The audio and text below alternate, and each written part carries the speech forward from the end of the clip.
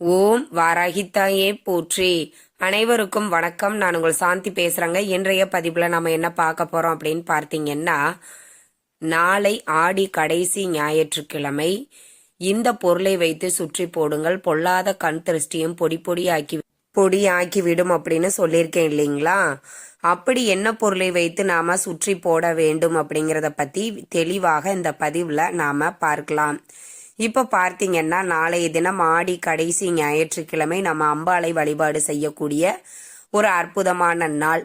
இந்த நாள்ல நீங்க இறை வழிபாட்டை எல்லாம் முடிச்சிட்டு இரவு நீங்க தூங்க போறதுக்கு முன்னாடி தான் இந்த வேலையை நீங்க செய்யணும். கண் திருஷ்டி அப்படின்னா ரொம்ப நீங்க சாதாரணமா நினைக்கவே கூடாதுங்க.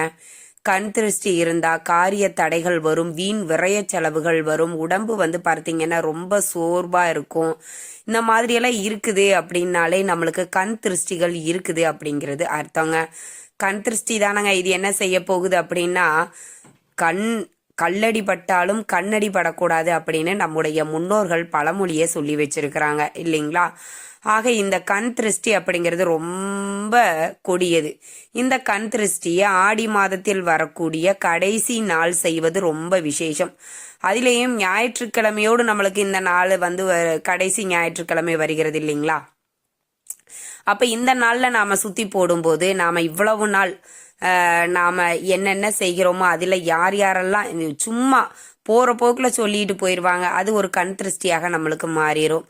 இவங்க பாருப்பா எப்படி நல்லா ட்ரெஸ் பண்ணிட்டு அழகா போறாங்கன்னு பாருங்க அப்படின்னு சொன்னா கூட அது ஒரு கண் திருஷ்டியாக நம்மளுக்கு மாறிவிடும்.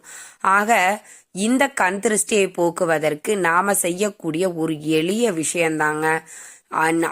பொதுவாகவே நம்ம கண் திருஷ்டி கழிக்கக்கூடிய நாட்கள் அப்படின்னு பார்த்தீங்கன்னா வியாழக்கிழமை, ஞாயிற்றுக்கிழமை, இந்த 2 நாட்களிலும் தான் நம்ம சுற்றி போட வேண்டும். ஆக அதுலேயும் நம்மளுக்கு ஆடி கடைசி ஞாயிற்றுக்கிழமை அப்படிங்கிறது ரொம்ப சிறப்பானது. அதனால இந்த பொருட்களை வைத்து நீங்க சுற்றி போடும்போது எப்பேற்பட்ட கண் திருஷ்டியாக இருந்தாலும் சரி, வயிற்றெரிச்சல்கள், பொறாமைகள் எல்லாமே பொடி பொடியாக்கிவிடும். அதனால இந்த ஒரு விஷயத்தை இன்று இரவு நீங்க செய்ய மறக்கவே மறக்காதீர்கள். சரிங்க, என்ன செய்யணும் அப்படின்னு பார்த்தீங்கன்னா, முதல்ல நீங்க எடுத்துக்க வேண்டியது வரமிளகாய் ஒரு 4 இல்லைன்னா 5 அது மாதிரி எண்ணிக்கையில எடுத்துக்கோங்க. கற்பூரம் 2, பெண் கடுகு கொஞ்சம் ஒரு 1/2 ஸ்பூன் எடுத்துக்கோங்க. மிளகும் ஒரு 1/2 ஸ்பூன் எடுத்துக்கோங்க. கல் உப்பு ஒரு கைப்பிடி. இதையெல்லாம் எடுத்து நீங்க அதை உங்க வீட்டில் கொட்டாங்குச்சி எல்லாம் இருந்ததுன்னா அதுல கூட போட்டுட்டு உங்க வீட்டில் எத்தனை உறுப்பினர்கள் இருக்கிறீங்களோ அவங்க எல்லாரையுமே கிழக்கு பக்கமாக நிக்க வச்சுட்டு ஆன்டி கிளாக் வைஸ்ல 3 முறையும் கிளாக் வைஸ்ல 3 முறையும் நீங்க மேலும் கீழுமாக 3 முறையும் சுத்திட்டு இதை நீங்க நெருப்புல போட்டுடுங்க. நாங்க அபார்ட்மெண்ட்ல இருக்கிறோமா, நாங்க நெருப்புக்கு என்ன பண்றது அப்படின்னா சும்மா ஒரு கரண்டியில கூட நெருப்பு வச்சு அதுல கூட நீங்க இதை சுத்தி போடுங்க. இந்த மிளகு, வரமிளகாய், வெண்கடுகு இதெல்லாம் எப்படி வெடித்து பொடி பொடி ஆகிறதோ அதே மாதிரி உங்க மேல இருக்கக்கூடிய கண் திருஷ்டிகள், வயிற்றெரிச்சல்கள், பொறாமை குணங்கள் அனைத்தும் நீங்கிவிடும்.